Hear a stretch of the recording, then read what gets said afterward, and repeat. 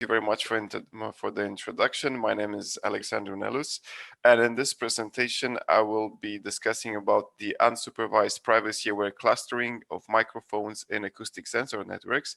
This has been a joint work with Rene Glitza and Rainer Martin.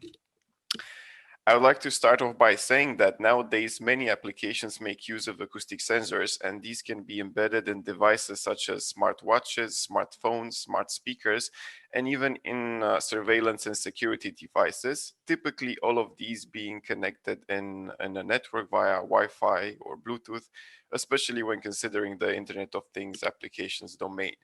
Now, one eloquent example of such a network is the case of acoustic sensor networks that open up new opportunities for acoustic signal processing and machine learning with applications and domains such as speech signal enhancement, acoustic event detection, acoustic source localization, speech recognition, and so on. We have here on the right-hand side an example of an acoustic sensor network that has been deployed in an apartment scenario, where the assignment of acoustic sensors to source-dominated clusters has many benefits from the signal processing perspective, because these sensors receive predominantly the source's signal and less reverberation and less interference. Now, when designing such clustering solutions, we also have to take into consideration the increasing demands for privacy stipulated, for example, by the European Union General Data Protection Regulation or the European Data Protection Board. Now, having this in mind, but as well taking advantage of the increasing computing capabilities of modern acoustic sensor network nodes, we propose in this work to tackle the task of clustering source-dominated acoustic sensor network nodes via unsupervised clustered federated learning. And this term might seem familiar for those who have attended Rene Glitza's presentation yesterday, but for those of you who have not, I will give a brief overview of federated learning and cluster federated learning. So starting with federated learning, which was introduced as a privacy-preserving, decentralized and collaborative machine learning approach, where the clients do not necessarily give out data, but they actually exchange neural network parameters with the server.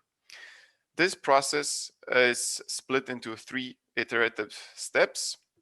In the first step, the clients download a neural network model from the server. In the second step, these clients then independently train this neural network model.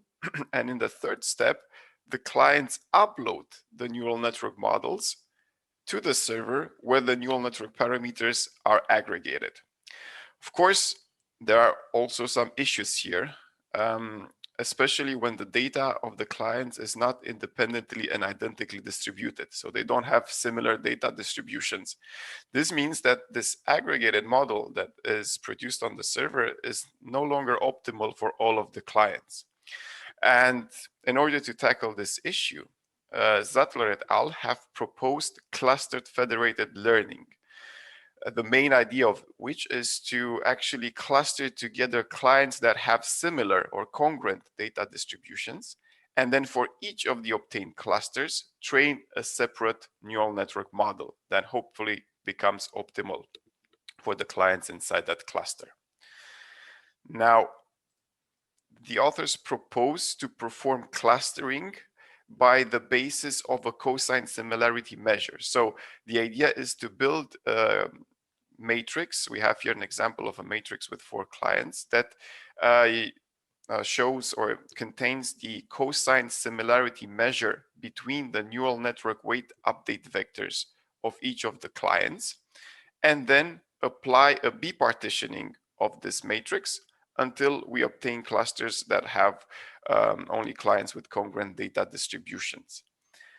Now, the next question would be, how do we check if the data from a cluster is congruent or incongruent? Well, we can look at 2 indicators. We can look at the mean of the update norm of the neural network update vectors of the clients and the maximum update norm. In other words, if during cluster federated learning the mean drops under given threshold or the mean update norm has a low value, it means that the system has reached a stationary solution. But at the same time, if the system has reached a stationary solution and the max is still high, it means that some of the clients are still converging. So it is required to perform B-partitioning. And after this, the max value should also drop. If it doesn't drop, it means that further B-partitioning should be applied and so on. Now, these are some basic principles of cluster federated learning, but now we adapt it to our case of acoustic sensor network scenarios, and we propose the discussion about unsupervised clustered federated learning. And when adapting CFL to acoustic sensor network data, we take advantage of the fact that this incongruency condition of the data of the clients is mainly influenced by the different dominant sound sources in which the nodes are situated, in the vicinity of which the nodes are situated, and the various reverberation conditions that these nodes are exposed to. Of course, there are challenges when expanding CFL to ASN scenarios, mainly because cluster federated learning has been deployed so far with supervised models, so classification scenarios that had training labels and abundant training data. In this case, we're mostly interested in actually getting a clustering result. We have no classification experiment in mind, and so as a consequence, we have no training labels. And in addition to this, we would also like to obtain a clustering result in a short amount of time. So we also don't have a lot of data to work with. So for this reason, we introduced an unsupervised model, which is a simple autoencoder. In this case, an simple autoencoder that is trained to reconstruct some spectral features. These are local band energies.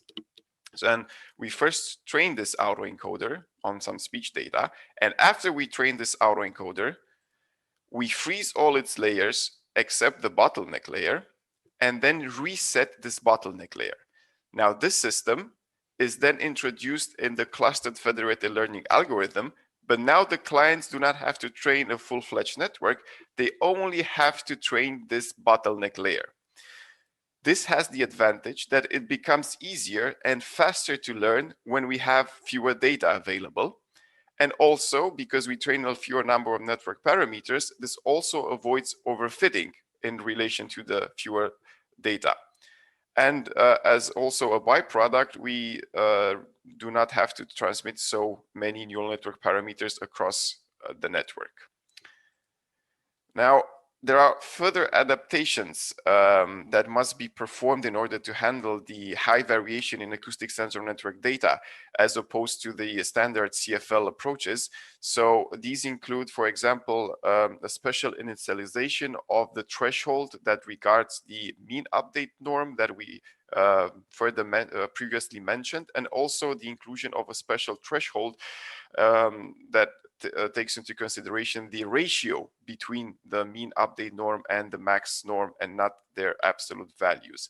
In addition to this, also another criterion has to be considered that counts the number of CFL rounds where no B-partitioning has been performed in order to account for the fact that the weight updates tend to diverge when we train for too long on congruent data. So these are some of the adaptations that need to be performed. And moreover, standard CFL produces hard clustering results. And here we would be interested in obtaining cluster membership values. We will show later on that having a sort of indicator of how node influences a cluster is very beneficial for further experiments. And in order to do this, we propose here to find a reference node inside the cluster that is most representative about the dominant source. This is usually located in the vicinity of the source. And we do this by using a weighted mean between the intra-cluster and inter-cluster mean similarities. And once we find these nodes, we then use a normalized cosine similarity measure to determine the membership value of the rest of the nodes of the cluster. Now to the experiments. So we have performed clustering simulations in an apartment, in the 3D modeled apartment with furniture. and open doors, where we have simultaneously, so we have multiple simultaneously active speech sources, which can be male or female. We evaluate the performance of our proposed method using a normalized cluster to source distance, which is averaged over 200 simulation scenarios where the nodes and the sources have been randomly shuffled. Now, a small cluster to source distance indicates that the estimated cluster's centroid is located in the vicinity of, for example, here, the dominant source. A large cluster to source distance means that the centroid of the estimated cluster is located far away from a source. In this case, it's far away from the non-dominant source, which is a good indicator of clustering performance. But on top of these distance-based experiment, we also perform some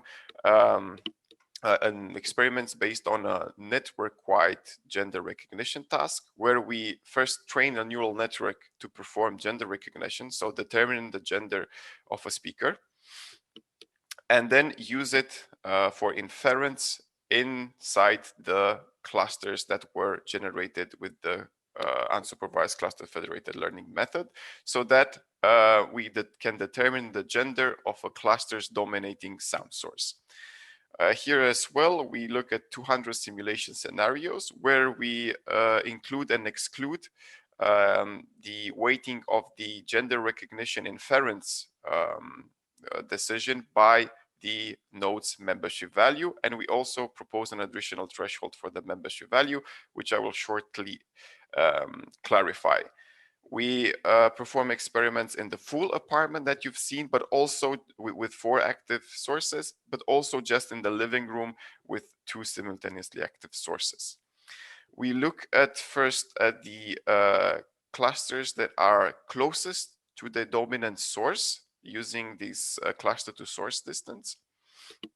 But we also look at what happens if we consider the clusters that have the highest gender recognition, the probability, the highest aggregated gender recognition probability. So this is this confidence-based measure. And we look at the accuracy and F1 score, which is the harmonic mean between precision and recall. So if we look at the first column here, we can see that if we do not include any membership value, we obtain rather poor gender recognition accuracy. But as soon as we include the cluster membership values and we weigh the gender recognition decision of each node by its corresponding membership value, then we see a significant increase in the performance of gender recognition. And then moreover, if we only use the nodes that have a cluster membership value over a given threshold, then we obtain even better gender recognition performance. Of course, if we start using less and less nodes, then the performance decreases. So to conclude, we have proposed a novel unsupervised clustering method for acoustic sensor networks using cluster federated learning, where we employ a lightweight autoencoder at client level and where we only train a small subset of neural network parameters. We have adapted this to acoustic sensor network scenarios where we further introduce additional congruence verification measures and where we derived cluster membership values. And we verify the clustering performance by means of cluster to source distance measures and a network-wide gender recognition task. In future, we would like to apply some annealing techniques for faster conversions and introduce some additional security strategies, as well as considering more practical application scenarios instead of gender recognition, for example, privacy-preserving wake word detection. Thank you very much for your attention. These are our related papers and also sample code. And of course, these are our sources. Once again, thank you for your attention, and I'm very happy to receive questions.